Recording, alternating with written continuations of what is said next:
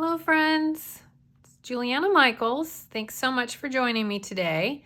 And in this video, I've got something a little different for you. I have a Halloween journal, but not just any Halloween journal, to share with you. This is a fluffy grunge Halloween journal, and it is inspired by the amazingly talented LUISE HEINZL, who I've come to be friends with over this past year, and I just find her work so inspiring. And when I saw the her Halloween Fluffy Grunge journal that she created for Tim's Halloween Idea-ology release, I knew I had to make something like it. It was just so inspiring to me. So I'm not going to go through any of the instructions really on how I made things. I followed a lot of the tutorial that she shared on her YouTube channel. So I highly recommend, if you are curious about how something was put together, popping over there and checking her videos out. I'll have her linked below in the description box to her playlist for this. So yeah, so without further ado, you might want to grab a cup of coffee to keep you going through this one, because this is a rather large journal, as you can see. It's like about 4.5 inches thick, but I just started making and I just cannot stop myself. So, so anyway, here we go.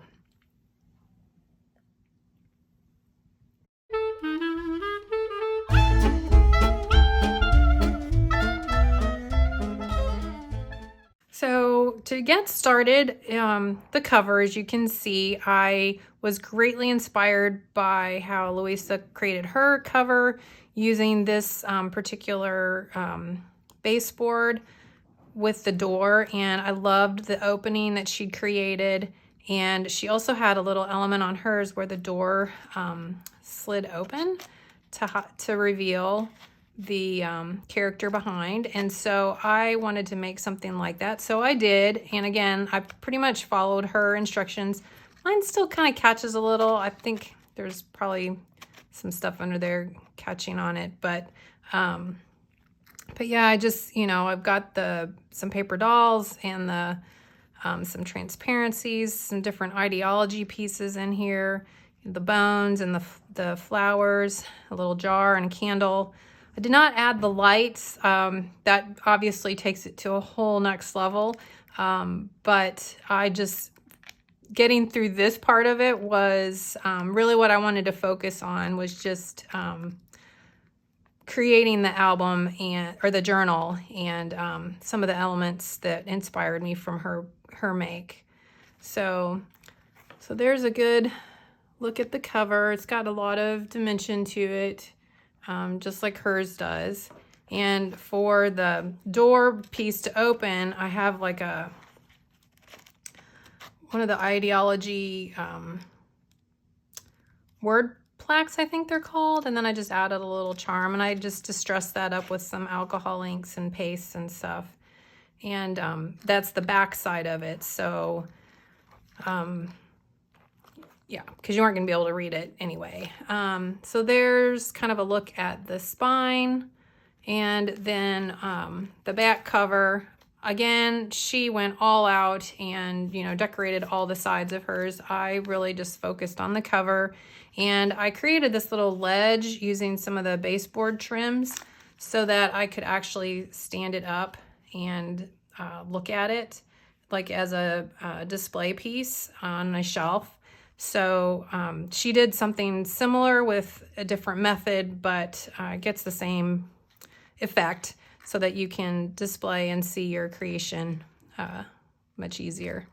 All right, so now we're gonna jump onto the inside here. So here are just some of the first couple pages. I was inspired by her using one of Tim's fabric albums. I did not have one of those, but I did have some duck cloth, or it's just kind of a cotton thick cloth that I had in my stash. I'd bought, I don't know, maybe a year or so ago, even, inspired by an album that Paula had made. And she had used something like this to help make a cover. And so I had came across some and just kind of had it in my stash. And when I was looking through, trying to find something that would work, that just popped in there and was like, perfect. So I kind of followed Louise's recommendations on how she added the color to it, because this is like kind of a cream color to start with, and I just used some various oxide inks and sprays and stuff to get the grungy effect. So with each of the pages, I've just kind of created little scenes and collections of characters using some of the Idea-ology Halloween release from this year, and even some stuff from the past. I kind of have quite the collection, so trying to use up some of it with this. On the paper dolls, a lot of them I did the frosted crystal, and then I just distressed them with a ground espresso distress crayon, and just added in layers of different ephemera, little fabric pieces. And on this page, and you'll see throughout the journal, I was greatly inspired by Louise's little photos that she created, where she took two different images and altered them by tearing them in half and creating these super fun characters. And I actually sat down one day and made quite a collection of them myself, and this is just a few of them that I still have left that I didn't use up in this journal. So I have some more to still play with. But so this kind of starts off with, a strange thing happened. And, the cover kind of alludes to this young lady here who's got some bat wings. So she's a little creepy, scary herself. And she's kind of got the key to this place and has locked away everything because she does not want any of this getting out. Yeah. So I don't know that I could share all the stories that were in my head as I was creating this, but I did kind of think of, just like little stories of who these people would be as I was creating each page. And that really helped inspire me during the process. So now we're going to move on to the next page here. And this one is By the Light of the Moon. And I tried, when I was creating the pages that were next to each other, have a little bit of a carryover in the theme and the colors. So, like with this one, I've got these dark blacks and creams and the bats. And, with her, added the bat wings. Again, another one of those crazy characters. And, this one here, I've added in some bats dies and some Idea-ology piece. The bats here with the stencil, I just used some of the black texture paste, which I absolutely love. And then again, just adding in different Idea-ology stickers and ephemera pieces. Another fun thing I did is I created a master board, which I cut up and created some frames with, and I took a picture of the master board, so I'll insert it here next and let you take a peek at it. Basically, a master board is just taking various papers and whatever, I even added some washi tape, and laying them out on a collage on a piece of paper. And then I cut all those out and created these frames. I used some dies to create these different size frames, and then added some stitching around the border to kind of create my own Halloween version of the frames, like Tim has done for some of the other Idea-ology releases. And that's what I've got here behind Rosalie. So yeah. All right, so now we're on to the Collector of Curiosities, and he's quite a character. And the fact that he goes by many different names, and that was kind of where I went. Like, if you look through here, there's different doctors and names, and so it's kind of like he was, he's this doctor for this person and a different name for somebody else, so nobody can catch what he's doing. And just created a little interactive piece here. Another one of the characters there, and some the paper dolls. And this, I used one of those windows that Tim came out with for Halloween, and those are really fun for adding some interest behind these frames. This is another one of those frames that I created. And oh, let's see if there's anything else on here. Oh yeah, I did a little, that's some I don't remember. Oh yeah, that's a ultra thick embossing enamel that I built up on there to add the shine and texture. You could also probably use like glossy accents to do the same thing. So, all right, so now we are on to the Mad Scientist. And again, just lots of little layered. This is all of his medications and herbs and things that he's using to create his potions and poisons.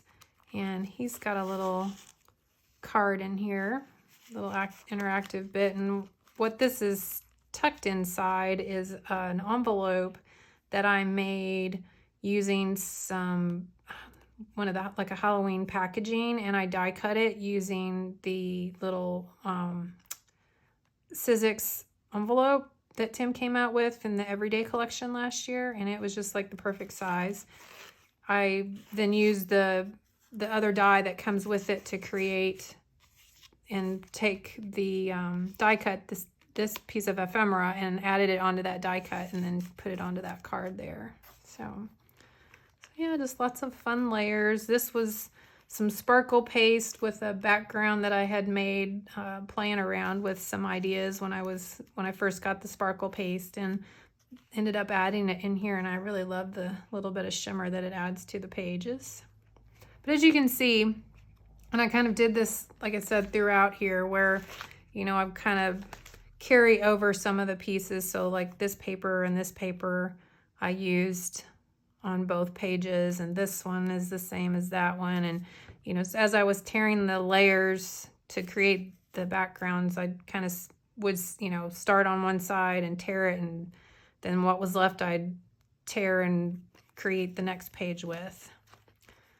And another thing that I really liked that Louisa did is she took a lot of the die cuts, like the dolls and the baseboards and things, any of the pieces that are like kind of shiny, and applied some collage medium over them to take that shine down.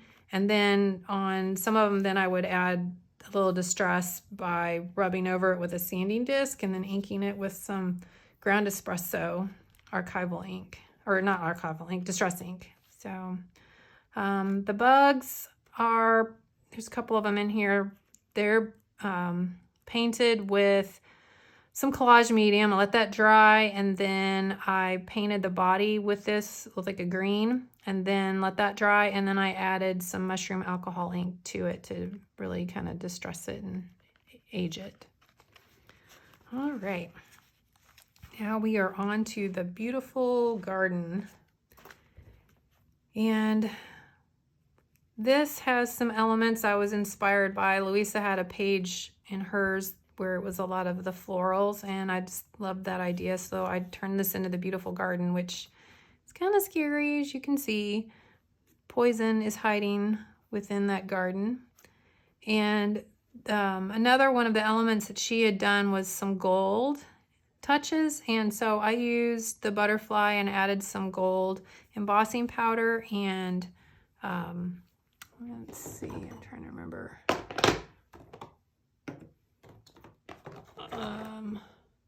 Yeah, and then so I like added the gold embossing powder, and then I added a little bit of the walnut stain embossing glaze just to add a little bit of grunge to it.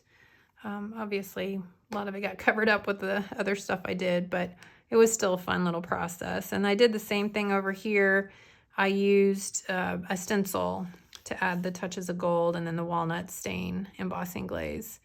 And this is that leftover piece of the spiderweb transparency. So I stuck it inside one of the baseboard frames. This is another one of the frames I made with my board that I created. And again, just, layering up different pieces. And here and there I did add some splatters. Not quite the splatter queen that Lisa is, but I did add some here and there. Yeah, and then you use the hammer, the distress hammer, to add some fun interest to the brads that I put in here. Yeah, and getting to the end here. This is our last little, well, not our last page. We got one more yet, but this one is dreadfully wicked. And this couple, who knows what might be going on? Who? But something dreadfully wicked. So again, just lots of layers and playing off of trying to incorporate some reds and oranges into this layout. So I went through and selected some of the different components. This piece here is just cut in half, and I stuck one side here and one side there. So that's another way to kind of help things spread them out a little bit. So, you can use them on different pages. This is a background, one of the layer pieces, and I tore it, and then the other half I stuck over here. So if you look, you can kind of see where, again, like this paper is the same, the stripe paper I used on both of them.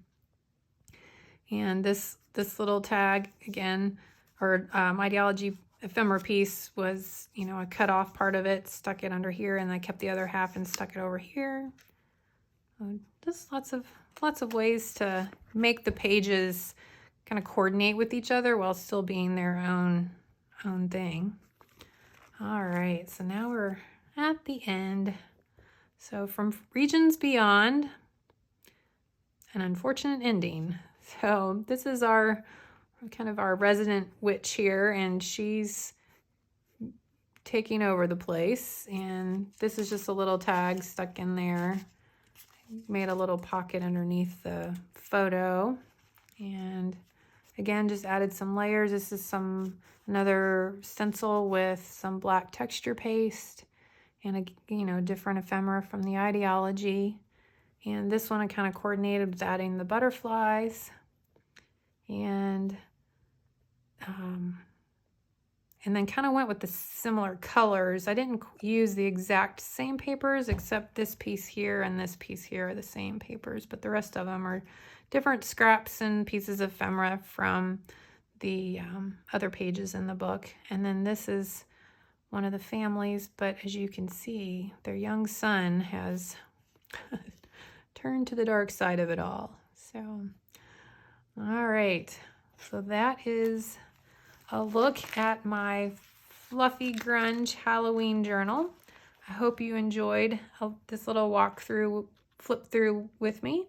And again, make sure you go check out Louise's journal if you haven't already. She's been sharing the details on how she made every bit of it. And it's been so inspiring to watch her create, and how her brain works to be so creative is so inspiring. So, all right. So until next time, stay crafty, my friend. Thanks so much for watching. I'm so grateful for you. I was wondering if you could do me a quick favor and subscribe to my channel, or leave me a thumbs up or a comment. If you're feeling extra generous, I'd love for you to share about my channel with your friends. All of these things help out us YouTubers so much, and it would mean so much to me to have your support.